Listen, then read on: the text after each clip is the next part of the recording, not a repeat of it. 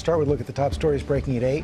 President Trump's signing of a number of executive actions on his first day, ranging from pardoning the January 6 rioters, declaring a national emergency at the U.S Mexico border, to withdrawing the United States from the World Health Organization and climate change accords. Let's go back to Chief White House correspondent Mary Bruce. Good morning, Mary.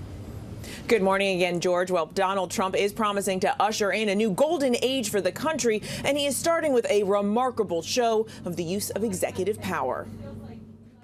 Overnight, with the stroke of a pen, President Trump moving swiftly and aggressively to make good on his campaign promises, issuing sweeping pardons to nearly all of the rioters charged for their actions on January 6th.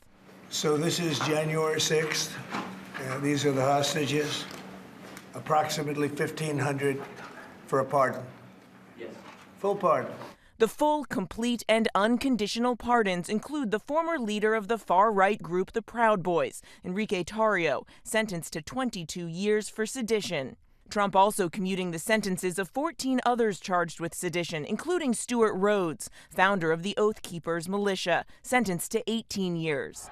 Trump even granting clemency to the more than 600 people charged with assaulting or resisting law enforcement. Rioters on January 6th attacking police using everything from shields to flagpoles, even cattle prods. The day after the attack, Trump with this promise.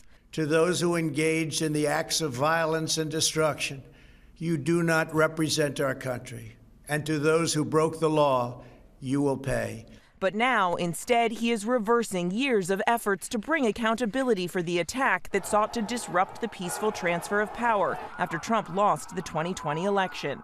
Craig Sicknick, the brother of Capitol Police Officer Brian Sicknick, who died after he was attacked on January 6th, telling ABC News that Trump's pardons are a betrayal of decency.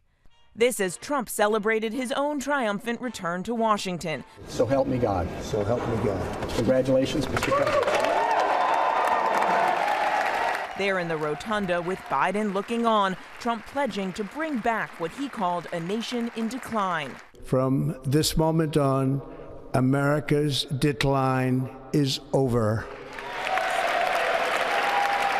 Vowing to usher in a, quote, revolution of common sense, starting with 42 executive actions. The president slashing funding to combat climate change and withdrawing the U.S. from the Paris Climate Accord.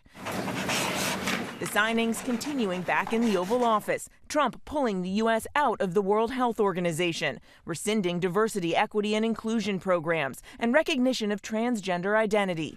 And on immigration, Trump declaring an emergency at the southern border and declaring an end to birthright citizenship, even though it's protected by the 14th Amendment. Well, this is only half a day.